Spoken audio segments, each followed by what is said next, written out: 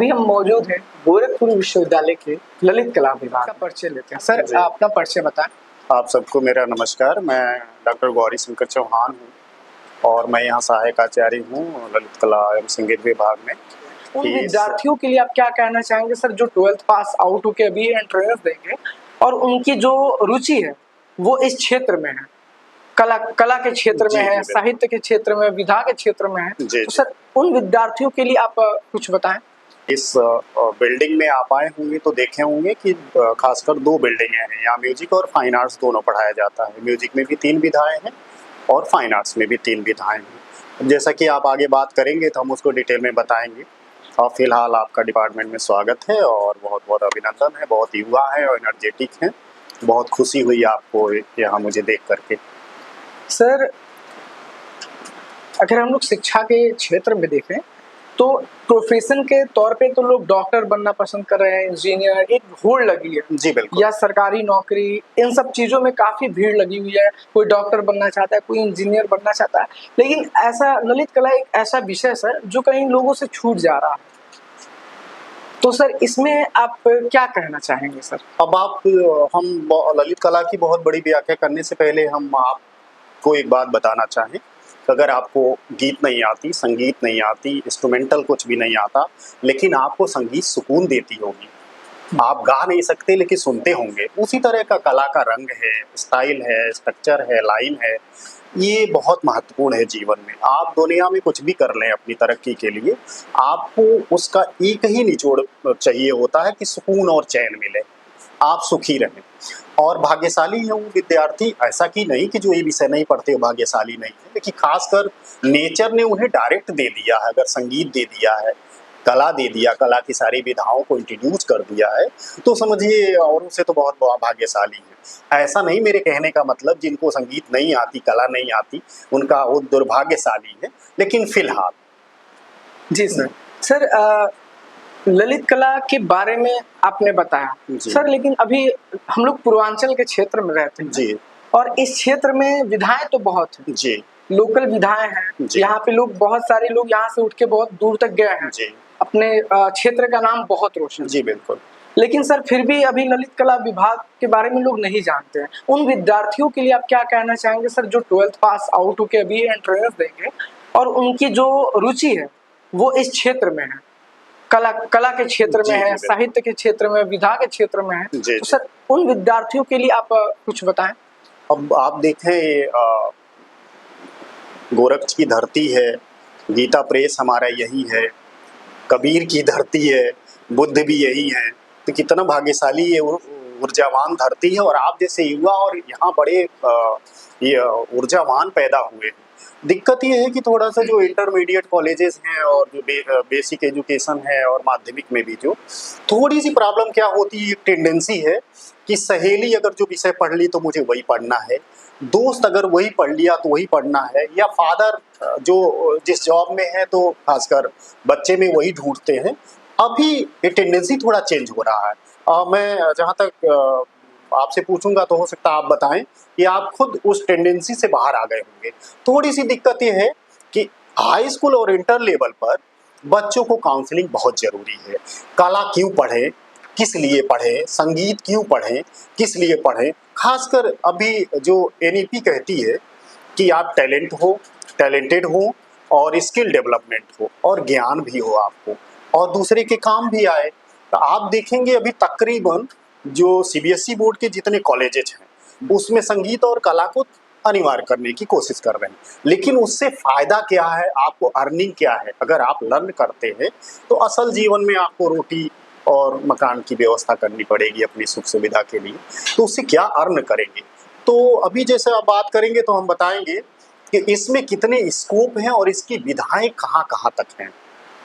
तो खासकर मैं कहना ये चाह रहा हूँ कि इंटरमीडिएट स्तर पर बच्चों की काउंसलिंग की बहुत ज़रूरत है कि इन विधाओं को अगर आप एक्सेप्ट करते हैं, पढ़ते हैं, चाहे वो कैरियर के हिसाब से हो, चाहे आपके एम के हिसाब से हो, चाहे आपके पैशन के हिसाब से हो, कहाँ कहाँ किस लेवल पर आपके कैसे कैसे फ़ायदे होंगे और कहाँ कहाँ आप जा सकते हैं। ये जब तक विद्यार्थी जानेगा नहीं तब तक कुछ च्वाइस नहीं करेगा। इसी तरह जैसे समझ लीजिए कि हाई स्कूल में अंग्रेजी अगर आपकी वीक थी या मैथ वीक था, और कोई शिक्षक अगर आपको सहजता से नहीं बताया, प्रेशराइज कर दिया, तो आप उसको छोड़ ही दिए और उसको आज भोग रहे होंगे। लेकिन उसी को अगर मोटिवेट कर दे और बता दे कि ऐसे ऐसे पढ़ने से ये नुकसान है, ऐसे ऐसे पढ़ने से ये फायदे हैं, तो आप बिल्कुल वो आपके चॉइस का विषय बन जाएगा। कला को आप देखेंगे बहुत प्राचीन समय से ही जिनको समझ थी, वो आज भी कला का जो विकास है आधुनिक युग में आप देख रहे होंगे, और तब भी था अब भी, लेकिन अब थोड़ा सा सोशल अवेयरनेस हो गया है लोगों को। जैसे आप जैसे युवा हैं, अभी बहुत बच्चों को पहुंचाएंगे संदेश, इंफॉर्मेशन देंगे, और आप मास कम्युनिकेशन के हैं तो आप पूरे मास को ये सजेस्ट करेंगे कि क्या फ़ायदा है, क्या नुकसान है। मुझे फिर एक बार कहूँगा कि बड़ी खुशी है कि आप ऐसे टॉपिक पर आकर के मुझसे बात करें। धन्यवाद। सर, माध्यमिक विद्यालय में कला की क्या विशेषता है? अब देखिए, माध्यमिक विद्यालयों में तकरीबन माध्यमिक मतलब इंटर कॉलेजेस में, सारे कॉलेजेस में ड्राइंग और म्यूजिक नहीं है। अब जहाँ जहाँ है वहाँ कहीं कहीं शिक्षक नहीं है, ये भी एक वजह है।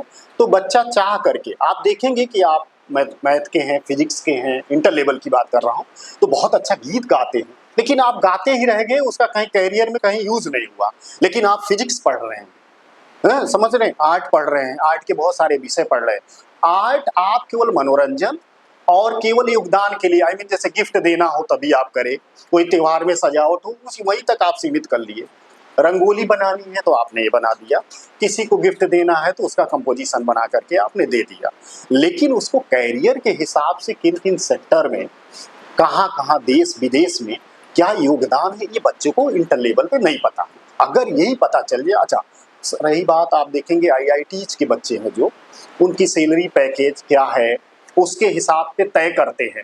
जैसे बीटेक है, एमटेक है, एग्रीकल्चर के बच्चे हैं, साइंस फील्ड के हैं, बहुत सारे फील्ड के हैं, तो वो तय करते हैं, IITs के बच्चे हैं, कि उनको इतने पैकेज मिले तो ये विषय सारे युवा पढ़े, खासकर इंटरमीडिएट से तय करते हैं। लेकिन कला का जो पैकेज वो किसी ने बताया नहीं आपको कि कला में क्या पैकेज है, कितने पैकेज तक कला में जा सकते हैं, कला की किन किन विधाओं में काम कर सकते हैं, म्यूजिक की किन किन विधाओं में काम कर सकते हैं, ये नहीं बताया गया इंटर लेवल पर। पर्टिकुलर आप देखेंगे एक सब्जेक्ट है, सिलेबस है, उसकी यूनिट्स है, वही पढ़ा दिया गया और काम पूरा हो गया। जैसा कि प्रेशर भी है और करते भी हैं लोग, तो ये थोड़ी सी कमी है। बाकी एनर्जी बहुत हाई है, बहुत ऊर्जावान भूमि है। क्योंकि मैं जिस डिपार्टमेंट में आप मेरे से बात कर रहे हैं, मैं भी इसी डिपार्टमेंट का विद्यार्थी था, तो आज आपसे बात कर रहा हूं और देखे कहाँ से शुरू हुआ था और कहाँ पर मैं आके आपके सामने उपस्थित हूँ। ये बताएं, आधुनिक युग में जी, ललित कला अब आप देखें, जो आप शायद यूज करते होंगे अपनी टेक्नोलॉजी के लिए, आप अभी जो रिकॉर्ड करेंगे उसको एडिट करेंगे, साउंड इफेक्ट देंगे और इमेजेस में इफेक्ट डालेंगे। अभी जो AI का कमाल है, वो AI आज आप इंट्रोड्यूस हो रहे होंगे। लेकिन आपको जानकारी के लिए बताऊं, जितने भी इंग्लिश मीडियम, हिंदी मीडियम, उपन्यास, कार्टून, इलस्ट्रेशन, ये सारे आर्टिस्टों का ही देन है। आप देखें, राजा रवि वर्मा का शायद नाम सुने हो, देश के बहुत बड़े कलाकार रहे हैं। कैलेंडर में देवी देवताओं को इंट्रोड्यूस करने वाले भारत के वो पहले कलाकार थे कि लक्ष्मी कैसी दिखती हैं, गणेश कैसे दिखेंगे, सरस्वती कैसे दिखेंगी, हनुमान कैसे दिखेंगे, भगवान राम कैसे दिखेंगे। तो ये कलाकार, उस समय AI का दौर नहीं था, और उस समय आप देखें वो उनमें ऐसा गुण था, ऐसी योग्यता थी कि पूरे हिंदुस्तान की एक एक घर में कैलेंडर के रूप में उन्होंने प्रस्तुत किया। और गोरखपुर के बारे में बात करेंगे तो शायद आपको ये बात नई लगे, जानते होंगे तो अच्छी बात है, नहीं जानेंगे तो हम आपको बताएं। इस गोरखपुर में जो पौराणिक ग्रंथ गीता प्रेस से पब्लिश होते हैं, उसमें खासकर जो आर्टिस्ट रहे यहाँ गोरखपुर की धरती पर, उसमें भगवान, BK मित्रा, जगन्नाथ, ये बहुत बड़े नाम थे। और आपको जान के आश्चर्य होगा कि जिन चौपाइयों और दोहों पर इलस्ट्रेशन किया है, उन्होंने चित्र बनाया है, वो कभी चित्र को देखे नहीं थे। और आज आप रामायण और गीता पढ़ें तो देखेंगे उसमें हूबहू साक्षात भगवान कृष्ण, भगवान राम के दर्शन होंगे। आप बहुत सारे कैरेक्टर के जो चित्र फैंटेसी में थे, वो आर्टिस्ट ने आपके सामने रख दिया। तो आधुनिक युग में जो काम AI कर रही है, जो सॉफ्टवेयर कर रहा है, अब आर्टिस्ट भी कर रहा है सॉफ्टवेयर के माध्यम से, वो पहले से ही करता आ रहा है। बशर्ते सोशल मीडिया का दौर नहीं था, केवल माउथ पब्लिसिटी थी। और उसी से लोग जानते थे। यही योगदान है अभी फिलहाल। सर जैसे आपने बताया ललित कला जो हमारी भारत भूमि है जी ये शुरू से कला के क्षेत्र में हमको लगता है अनादि काल से जी, ये बिल्कुल। कलाएं चलती आ रही जी हम लोग चाहे कोई भी सभ्यता देखे कोई भी पाषाण देखे तो हम नक्काशी और ये सब संरचना अनादि कालों से चलती आ रही है। कभी कभी खुदाई होती है तो 400 वर्ष के पहले पाषाण जो मिलते हैं या जो भी अवशेष मिलते हैं तो उसमें देखा जाता है कि नक्काशी तो ये है कि हम लोग की जो भारत भूमि है वो आज से नहीं है कला की विधा में अनेक 100 सालों से पहले से ही निपुण है। आप देखेंगे कला और संस्कृति के विकास में जब इंडस वैली पढ़ेंगे आप मोहनजोदड़ो और हड़प्पा को, तो आप देखेंगे कि वो कितनी विकसित सभ्यता थी जी और उस सभ्यता से आज भी हम सीखते हैं, देखते हैं। इवन कि आपको जान के बिल्कुल आश्चर्य होगा कि स्ट्रक्चरल डिजाइन जो करते हैं, जो अभी जिनको आप अपना मकान बनाते हैं, जिनको आप नक्शा कहते हैं, एलिवेशन प्लान बनाते हैं, अभी तो 3D आप देख रहे होंगे। जी जी तो ये सारी सभ्यताएं वहीं से ले करके, और जो शहरी सभ्यताएं खासकर जो शहर में बसने की परंपरा रही, उनका स्ट्रक्चरल डिजाइन कैसे हो, सड़कें कैसी होंगी, नालियां कैसी होंगी, इवन की वास्तुशास्त्र के हिसाब से आपका घर कैसा होगा। अब आते हैं नक्काशी पर। आप देखेंगे जब आप मौर्य काल को पढ़ेंगे तो अशोका स्तंभ वगैरह बहुत देखे होंगे। उसमें जो लिपि लिखी थी जिसमें कम्युनिकेट करने के लिए, मतलब मैसेज को एक दूसरे को प्रदान करने के लिए, इंफॉर्मेशन भेजने के लिए, तो आप देखेंगे उसमें खुदाई करते थे लोग, इनग्रीविंग उसको बोलते थे, खुदाई करते थे और उसमें ब्राह्मी लिपि में और बहुत सारी लिपियां जो पढ़ी नहीं गई, तो इसलिए लिखते थे कि हमारा जो मैसेज है वो आप तक पहुंच जाए। अब आते हैं डिजाइन पर। डिजाइन का पैटर्न एक्चुअल में जब से नेचर इंट्रोड्यूस हुआ ना, तभी से शुरू है। अब आप देखें झरने जब पहाड़ों से पानी गिरते हैं उसमें एक आवाज आती है, उसमें जब आप समंदर के किनारे या नदियों के किनारे पैर डाल के बैठते हैं तो वहाँ न जाने कौन सी सुकून और न जाने कौन सी संगीत और कौन से धुन आपको मिलते हैं, वो आप एक्चुअल में वो पर्सनल फीलिंग्स होता है, बिल्कुल महसूस होता है। तो डिजाइन, संस्कृति, सभ्यता, कला, मतलब शुरुआत से ही है प्रकृति के। जी सर विद्यार्थी जो 12th पास आउट होके आते हैं मतलब इस क्षेत्र में वो क्यों आए?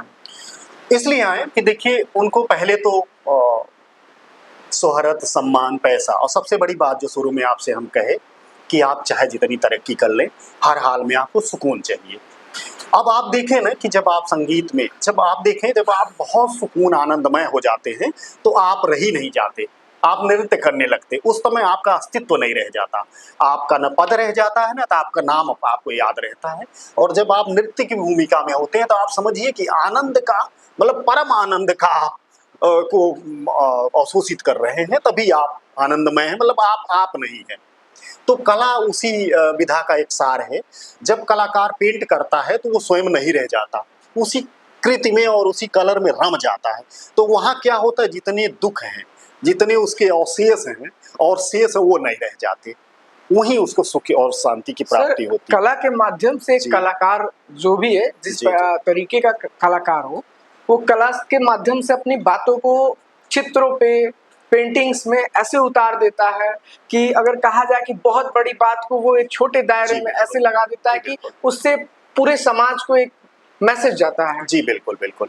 आप इसका एक उदाहरण आपको देंगे आपको कि आप देखेंगे कि आपको वॉशरूम यूज करना हो, चाहे इंडिया में, चाहे देश में, चाहे कहीं भी जी, तो उसमें एक सिंबल लगा रहता है। अगर एक सिंबल एक बना रहेगा लेडी फिगर, उसमें फेस नहीं रहेगा, आईज नोज नहीं रहेंगे, सिंबल लगा है, आप उसी सिंबल को देखेंगे ना तो आपको लगेगा इधर गर्ल्स का है, और एक राइट में सिंबल लगा है तो आपको सिंबल देखते ही लगेगा इधर बॉयज का है। अब आप देखें उसने न लिखा न तो आपसे बात किया, बस एक सिंबल देख करके आपको इंफॉर्मेशन मिल गया, इधर बॉयज जाएगा इधर गर्ल्स जाएगा। अब आप देखें ये प्राचीन काल से ही ये सिंबॉलिक चीजें चली आ रही।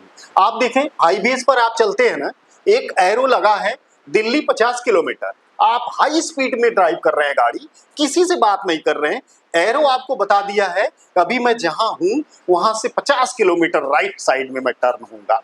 आप देखें केवल एक राइटिंग या केवल एक चित्र वो आपको इतना इन्फॉर्मेशन दे दिया जो बहुत इंपॉर्टेंट था आपके लिए। तो इन्फॉर्मेशन की जो तकनीकी है वो चित्रों में भी है, मार्क में भी है, निशान में भी है, डिज़ाइन में भी है, कलर में भी है, बिहेवियर में भी है। ये शुरुआत से है।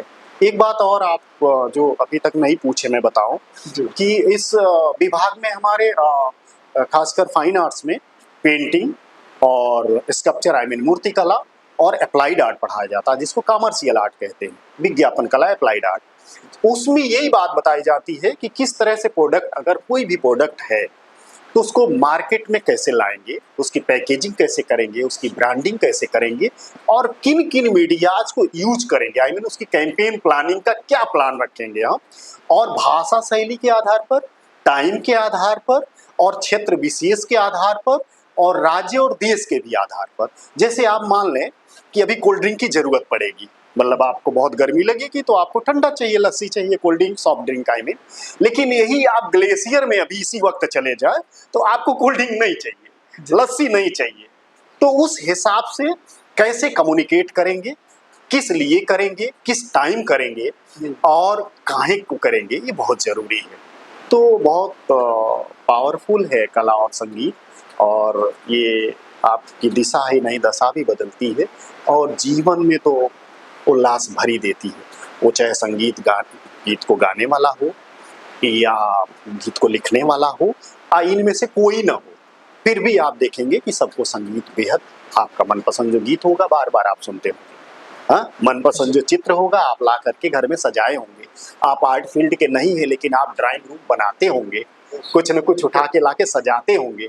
आप आर्ट कभी नहीं पढ़े हैं, हाँ, आप जो जो स्ट्रक्चरल, मतलब आपका जो एनाटॉमिकल स्ट्रक्चरल है उसमें जितने भी ड्रेसेस आप पहने, इवन की शूज, नेकर, पैंट, शर्ट, आप देखें वो सारी फाइन आर्ट, फर्निशिंग और टेक्सटाइल डिजाइनर का काम है कि आपको किस स्कीम पर क्या बनाना है। जी अच्छा सर, और प्रश्न है, मान लीजिए इच्छुक विद्यार्थी जो अगर इसमें दाखिला लेना चाहते जी जी जी, तो किस प्रकार की प्रवेश ले सकता है? और बहुत अच्छा आपने, और मैं चाह रहा था इस पे आप बात करें। अभी फिलहाल जो हमारी यूनिवर्सिटी की गाइडलाइन है उसमें बीए का, सामान्य बीए का वो फॉर्म भरेंगे और जैसा कि एंट्रेंस का एग्ज़ाम होता है और उसी एग्ज़ाम को वो देंगे।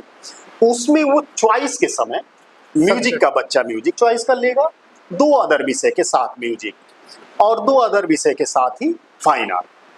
तो एक प्रैक्टिकल जो हमारा विषय है फाइन आर्ट, चाहे वो फाइन आर्ट पढ़ेगा, चाहे म्यूजिक पढ़ेगा, कोई भी अदर सर, अगर वो खासकर फाइन आर्ट्स में आता है तो ऐसा समझिए कि 2 और विषय लेगा और यहाँ पेंटिंग वो चूज, मतलब फाइन आर्ट चॉइस करेगा, और अगर म्यूजिक में आता है तो म्यूजिक चॉइस करेगा।